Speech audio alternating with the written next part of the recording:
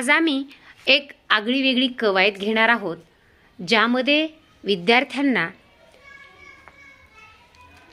Balancing म्हणजे समतोल कसा साधायचा, एखादं काम करत असताना आपल्याजवळ असणाऱ्या सर्व गोष्टींमधील समतोल कशा पद्धतीने साधला जावा आणि तो कसा साधता येईल यासाठी मुलांचा कसा प्रयत्न असणार आहे, ही आहे आमची प्याड कवायत. घ्यायची प्याड कवायत? करणार तुम्ही? चला करूया कवायत का. पहिला प्रकार शुरू करेंगे. शुरू कर.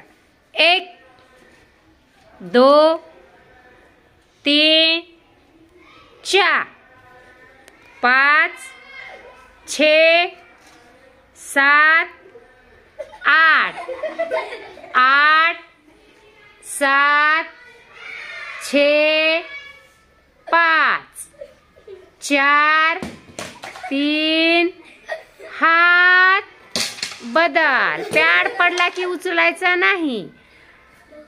दुसरा प्रकार. 1 कवायत करायची. 2 3 4 5 6 7 8 8 7 6 5 4 3 हात बदल. कवायत का तिसरा प्रकार खूप छान. 1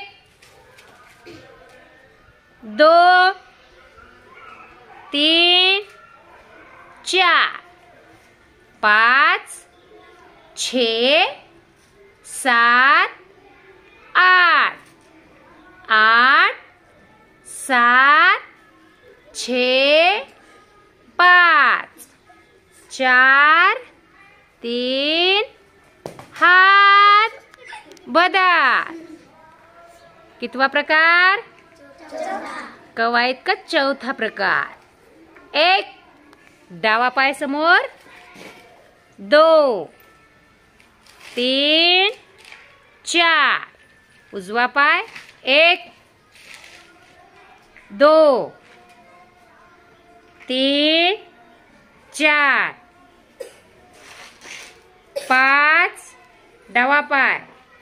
6 7 8 8 7 6 5 4 3 हात बदल.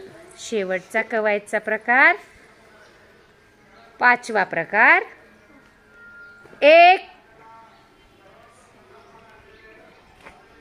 खांद्याच्या बाजूला पाहिजेत हात. 1 म्हटलं की छान. खूप छान बॅलन्सिंग केलंय तुम्ही. 2 3